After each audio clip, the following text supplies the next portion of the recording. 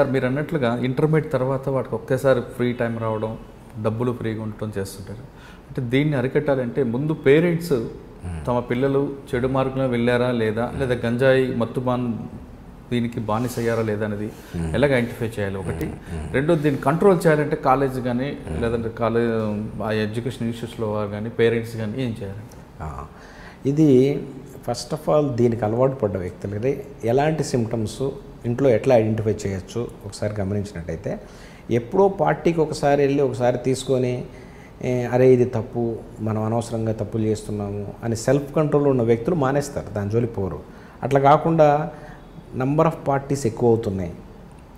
Almost every week ఎవరో ఒకటి birthday పేరు చెప్పి ఏదో ఒక బర్త్డే, క్లాస్లో 60 మంది ఉంటారు, 4 సెక్షన్లో 250 మంది ఉంటారు, ఎవడో ఒకటి బర్త్డే ఎప్పుడో ఉంటూనే ఉంటుంది. బర్త్డే పార్టీస్ ఎక్కువ అవుతున్నాయి.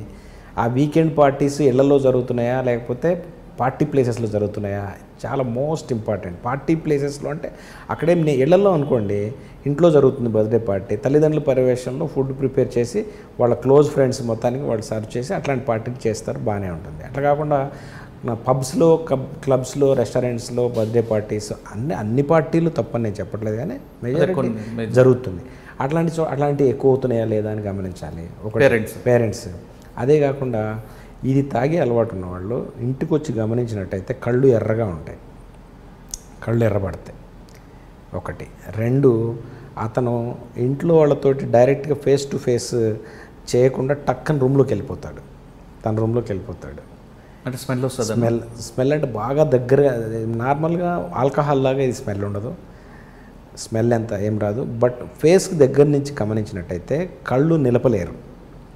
కళ్ళల్లో చూస్తే సంథింగ్ డిఫరెంట్ ఉంది, తీసుకున్న వ్యక్తిని ఈజీగా ఐడెంటిఫై చేయొచ్చు. కళ్ళు మన కళ్ళల్లోకి ఎదురుగా చూడమంటే చూడలేడు, కళ్ళు నిలపలేడు. అట్లనే కళ్ళు ఎర్రగా ఉంటాయి. అట్లనే ఇంకా సిమ్టమ్స్ ఇరిటేషన్ వస్తుంటుంది, ఎదురు తిరిగి మాట్లాడుతుంటారు, వాడు ఇష్టం వచ్చిందే చేయాలి, నేను పలానా ఎగ్జామ్ నాకు వద్దంటే నువ్వు కట్టిపించావు, లేకపోతే ఇట్లా ఇంట్లో వాళ్ళ ఇష్టాలకి వీళ్ళ దానికి అనుగుణంగా కాకుండా వ్యతిరేకంగా ఎదురు తిరగటం, అరవటం, ఇరిటేషన్ రావటం, కసురుకోవటం ఇలాంటివి చేస్తుంటారు. బాత్రూంలో వెళ్ళి ఎక్కువసేపు గడుపుతుంటారు. అంటే తీసుకొని కొద్దిగా చిన్న ప్యాకెట్లు ఎక్కడో చోటు పెట్టుకొని బాత్రూంలో దాన్ని పోయినప్పుడు స్మోక్ చేసే పరిస్థితి ఉంటుంది. ఇంటి టెర్రస్ పైన పిల్లలు 4 ఫ్రెండ్స్ని తీసుకొని గంటలు ఇంటి టెర్రస్ మీద కూర్చుంటారు. ఇంటి టెర్రస్ పైన ఫ్రీక్వెంట్గా 4-5 ఫ్రెండ్స్ కలిసి కూర్చుంటుంటే ఎందుకు కూర్చుంటున్నారో, కూర్చున్న సమయంలో వీళ్ళు ఏం చేస్తున్నారు అనేది ప్రధానంగా గమనించాల్సిన అవసరం ఉంటుంది. అతని బాడీ లాంగ్వేజ్, కళ్ళు ఎలా ఉన్నాయో చూడాల్సి ఉంటుంది. అప్పుడప్పుడు వాళ్ళు లేనప్పుడు బ్యాగ్ సర్ప్రైజ్ చెక్ చేయాల్సి ఉంటుంది. దాంట్లో ఈ వీడు అలవాటు ఉన్నవాళ్ళు తప్పనిసరిగా ఓసీబీ పేపర్స్ అని ఉంటాయి. ఓసీబీ పేపర్స్ అని చెప్పి పేపర్లో రోల్ చేసుకొని స్మోక్ చేస్తారనమాట. ఓసీబీ పేపరు, లైటరు లేదా గంజాయి పొడి మొత్తం బ్యాగ్ ఇట్లా దులిపితే పొడి రాలుతుంటుంది. అలాంటివి ఏమైనా ఉన్నాయని చెప్పి వెరిఫై చేసుకోవాలి. అట్లనే అతను సెపరేట్గా రూము, బాత్రూమ్, బెడ్రూమ్ కంప్లీట్ అవుతుందో ఉంటే. ఇంకొకటి, ఇది తాగే అలవాటు ఉన్నవాళ్ళు లేజినెస్ పెరిగిపోతుంది, టైం షెడ్యూల్ పాటించలేరు, టైం షెడ్యూల్ బద్ధకం పెరిగిపోతుంది, పొద్దున్నే లేవాలంటే లేవలేడు. ప్లస్ ఫ్రీక్వెంట్గా డబ్బులు అడుగుతుంటారు. అది మంచిది, కాస్ట్లీది గ్రీన్ వెరైటీ ఆఫ్ గాంజా 500 రూపాయలు ఉంటుంది. చిన్నది 10-15 గ్రామ్స్ 500 రూపీస్, 1000 రూపీస్ కూడా అమ్ముతారు డిమాండ్ బట్టి. అన్ని డబ్బులు ఎక్కడి నుంచి వస్తాయి అతనికి? ఇంట్లో రికార్డ్స్ కావాలని, లేకపోతే వాడి బర్త్డే ఉంది వాడికి గిఫ్ట్ కొని పెట్టాలని, లేకపోతే ఆ ఫీజు అని ఈ ఫీజు అని రకరకాల పేర్లతోటి డబ్బులు నార్మల్ ఎక్స్పెండిచర్ కన్నా అడిషనల్గా డబ్బులు అడుగుతూ ఉంటారు. ఒకళ్ళు కాకపోతే ఒకళ్ళు. ఇంట్లో ఎక్కువ మంది కుటుంబం ఉందనుకోండి, తల్లిని కాకపోతే తండ్రిని, మామయ్యని, అమ్మమ్మని, తాతయ్యని ఎక్కడ అందుబాటులో ఉంటే అక్కడ డబ్బులు వాడాలి. అట్లా ఆ విధంగా అబ్నార్మల్గా డబ్బులు ఏదన్నా వీడు అడుగుతున్నాడా, ఖర్చులకు తీసుకుంటున్నాడా అనేది ఒకటి గమనించాలి. బాడీ లాంగ్వేజ్ గమనించాలి. ఒంటరిగా ఉండటానికి ఇష్టపడుతున్నాడో గమనించాలి. ఫ్రెండ్స్ అందరూ కలిసి కూర్చుని టెర్రస్లో ఇలాంటి సెల్లర్లు ఇలాంటివి చేస్తున్నారని గమనించాలి. అవసరానికి మించి డబ్బులు అందుబాటులో అంటే మీరు చెప్తున్న సిమ్టమ్స్ ఉన్నోడందరూ కనిపించిన తర్వాత అది నిజమైనప్పుడు ఆ అబ్బాయిని ఎలా కంట్రోల్ చేయాలి? నార్మల్గా ఇప్పుడు నేను లాస్ట్ 1.5 ఇయర్లో సుమారుగా 1800 మంది స్టూడెంట్స్ని ఈ గంజాయి పర్చేజ్ చేయడానికి వచ్చిన వాళ్ళు కానీ, లేకపోతే ఒక పెడ్లర్ పట్టుకున్నప్పుడు అతని యొక్క ఫోన్లో ఈ కాంటాక్ట్స్ అన్నీ ఉండటం కానీ ఒక 1800 స్టూడెంట్స్ని మేము ఇప్పటిదాకా పట్టుకోవటం, పిలవటం, కౌన్సిలింగ్ చేయటం, అవసరమైన చోట పేరెంట్స్ని పిలవటం, వాళ్ళకి తగిన జాగ్రత్తలు చెప్పటం, ఇదంతా చేయటం జరిగింది ఇప్పటిదాకా కూడా. అయితే ఈ అన్ని పరిస్థితులు గమనిస్తే మనం ఈ ప్యాటర్న్ ఇదంతా మనం గమనిస్తే కొంతమంది తల్లిదండ్రులు ఇప్పటికీ కూడా అతను తాగుతున్నాడని డౌట్ ఉంది.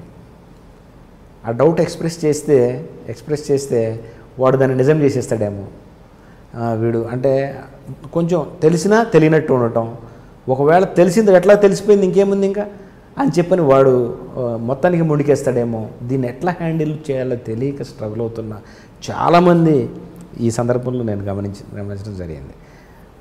ఏంటి వీడు రాత్రి వస్తున్నాడు, వచ్చినప్పుడు కళ్ళు ఎర్రగా ఉంటున్నాయి. కొంతమంది తల్లిదండ్రులు కేర్ తీసుకొని బ్యాగ్ దులపటం, నేను చెప్పిన పనులన్నీ చేస్తుంటారు. దాంట్లో ఓసీబీ పేపర్ ఉంటుంది, అదేంటో వాళ్ళకి తెలియదు. లైటర్ ఉంటుంది ఏంటంటే నాకేదో ఎక్స్పెరిమెంట్ ఉంది, అందుకోసం ఫ్రెండ్ దగ్గర తీసుకున్నానని చెప్తాడు. అప్పటికప్పుడు వాళ్ళు ఏదైనా దాన్ని కవర్ చేయగలుగుతారు కదా. అదేవిధంగా డబ్బులు ఎందుకురా నీకు, ఎన్ని డబ్బులు ఎందుకు అడుగుతున్నావు అని అంటే నా క్లోజ్ ఫ్రెండ్ బర్త్డే పార్టీ ఉంది, వాడికి గిఫ్ట్ కొనియాలంటారు. ఇట్లా రికార్డులు అంటారు. లేకపోతే కాలేజీలో ఫ్రెండ్షిప్ పార్టీ అదే ఉంటాయి కదా, సంవత్సరం బిగినింగ్లో ఎండింగ్లో ఈ పార్టీలు జరుగుతాయి. అబద్ధం ఏదో ఒక అబద్ధం చెప్పి వాళ్ళ దగ్గర డబ్బులు రెగ్యులర్గా వసూలు చేస్తూ ఉన్నారు. ఇవన్నీ గమనించిన మా పిల్లోడు అట్లా చేయలే, వీడు దాని జోలికి ఎందుకు పోతాడు అనే అపోహలను వీడి, అలాంటి వాటిని వీడి వాస్తవాన్ని పరిశీలించి అతన్ని ఒకసారి దీనికి అలవాటు పడ్డాడు అని తెలిసిన తర్వాత ముందు అతనికి నార్మల్గానే చర్చించడం ద్వారా ఎక్కడ అలవాటు అవుతుంది, ఎవరితో తిరగటం ద్వారా అలవాటు అవుతుంది. అంటే బ్యాడ్ ఫ్రెండ్షిప్ దీని ప్రధాన కారణం నేను ఎందా చెప్పినట్టు పీర్ ప్రెషర్ ప్రయత్నం ఉంటుంది. ఒకసారి అది ఎంజాయ్ చేసిన తర్వాత ఆటోమేటిక్గా ఎప్పుడైనా చెడు, ఇప్పుడు నర్వస్ సిస్టము దానికి అలవాటు పడిన తర్వాత ఇంకా మళ్ళీ అదే సమయానికి మళ్ళీ వీడిని ప్రకోపిస్తుంటుంది. నువ్వు మళ్ళీ ఏదో విధంగా చేసి దాన్ని తెచ్చి నాకు నన్ను ఇది చేయరా బాబు అని చెప్పి క్రేవిటీ ఉంటుంది. అట్లాంటి ఇక వాడు దీని మూలంగా ఏమవుతుంది, చదువు మీద ఫోకస్ తగ్గుతుంది. అంటే వీడిని ఎలా కంట్రోల్ చేయాలంటారు? తల్లిదండ్రులు ఫస్ట్ అతనితోటి మాట్లాడటం, అతనితోటి డిస్కస్ చేయటం, బ్యాడ్ ఫ్రెండ్షిప్, ఎవరు ఫ్రెండ్షిప్లు వీడి విధంగా తయారవుతున్నాడు అనే దాన్ని పరిశీలించటం, వాళ్ళ పేరెంట్స్ దృష్టికి ఈ విషయాన్ని తీసుకుపోవటం, వాళ్ళు కలిసే పరిస్థితులు ఎక్కడెక్కడ ఉన్నాయి ఏంటని చూడటం. అతని ఫోన్ నంబరు వాళ్ళ ఫోన్లో చెక్ చేసినట్టయితే వాట్సాప్ ఉంటాయి కదా, జనరల్గా పిల్లలు రేపు 18-19 సంవత్సరాలు వచ్చిన తర్వాత వాట్సాప్కి పేరెంట్స్కి యాక్సెస్ ఉండేటట్టుగా ఎవరూ ఉండట్లేదు. తప్పనిసరిగా వాళ్ళు పెట్టుకుంటున్నారు. ఆ లాక్ని ఓపెన్ చేయమని అడిగితే కూడా ఇది నా పర్సనల్, మీరు నా ప్రైవసీలోకి మీరు రావటం కరెక్ట్ కాదని చెప్పి కొంతమంది మాత్రం బలవంతంగా ఓపెన్ చేస్తే, లేకపోతే ఓపెన్ చేసే విధమైన ఇంటిమేసీ పెట్టుకోవడం జరుగుతుంది. వాటిని శ్రద్ధగా గమనిస్తే పైన మీరు సెర్చ్లో కొన్ని కోడ్ వర్డ్స్ ఇచ్చి సెర్చ్ చేయాలి. పైన వీడ్ అని, స్కోర్ అని, పాట్ అని, స్టాష్ అని, స్టోన్ అని, ఇట్లాంటి పదాలు, డీపీ అని, ఇలాంటి పదాలను పైన చూస్తే ఎక్కడో చోట ఏ కాన్వర్సేషన్లో ఈ పదాన్ని ఉపయోగించినా అర్థమైపోద్ది. దాన్ని చూసి కొంచెం ముందుకెళ్తే వీడు ఎవరితో ఫ్రెండ్షిప్ చేస్తున్నాడు, ఎవరి దగ్గర పర్చేజ్ చేస్తున్నాడు, అంటే ఇది ఎట్లా ఉంటాయంటే వాళ్ళ కాన్వర్సేషన్స్. వాడి ఫోన్ చేసినప్పుడు అరే వీడు తెలుగులోనే, ఇంగ్లీష్ని కూడా తెలుగులోనే కొడుతుంటారు అన్నమాట వీళ్ళు. మామ బ్రో అంటారు అనమాట వీళ్ళు. దాన్ని ప్రతి వాడికి ఇప్పుడు నేను గమనించిందంటే hi bro, today we will go to DP అంటాడనమాట.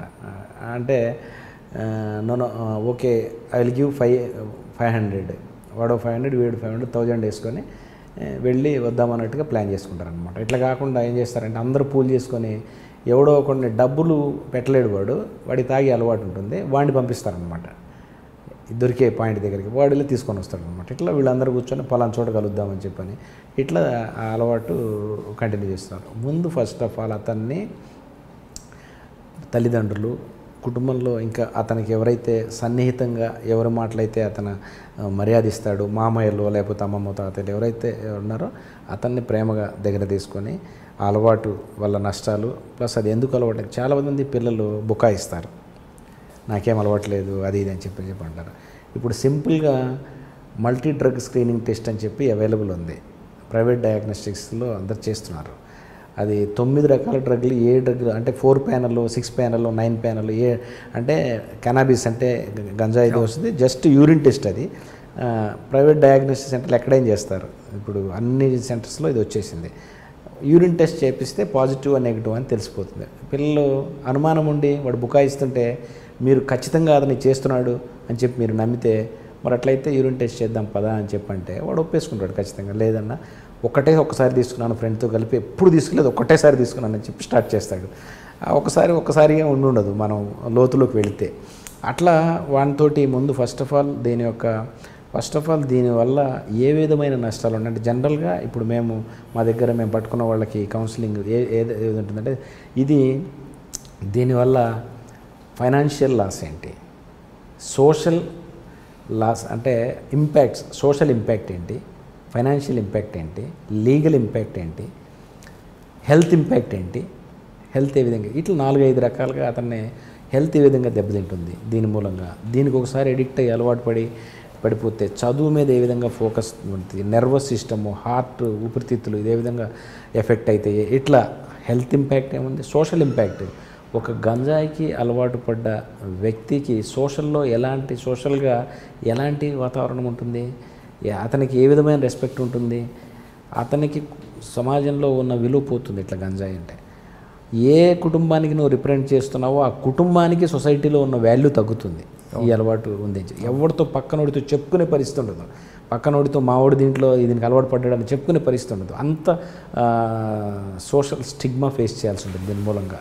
అదేవిధంగా మన సింపుల్గా ఒక వ్యక్తికి గంజాయి అలవాటు ఉంది, అరే నీకు సిస్టర్ ఉంది, సిస్టర్కి పెళ్లి సంబంధాలు చూస్తున్నాము, ఆ అబ్బాయికి అలవాటు ఉందనుకో, ఆ అబ్బాయికి మన అమ్మాయిని ఇస్తామా, ఆయన ఇంట్లో రానిస్తామా?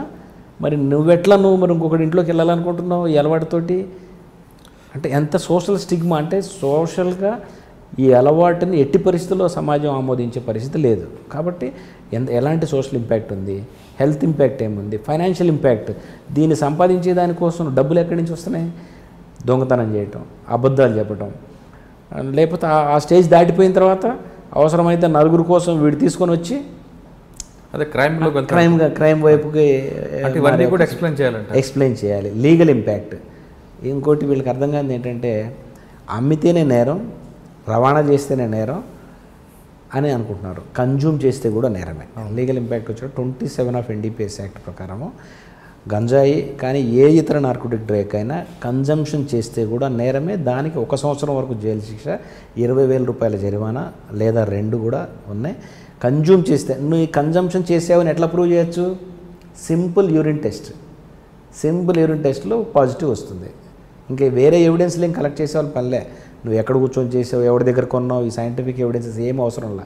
నీ బ్లడ్లో నార్కోటిక్ డ్రగ్ ఫలానా కెనబిస్ కన్జ్యూమ్ చేసినట్టుగా ఉంది. కాబట్టి కొంతకాలం తీసుకుని గ్యాప్ ఇచ్చి తర్వాత యూరిన్ టెస్ట్ చేస్తే దొరుకుతుంది అంటారు. అంటే blood test, urine test, nails and hair test, రకరకాల స్టెప్స్ ఉన్నాయి కదా. కొన్నిట్లో 48 అవర్స్ ఉంటుంది, కొన్నిట్లో మంత్ 30 డేస్ ఉన్నా సరే వెలికి తీయవచ్చు.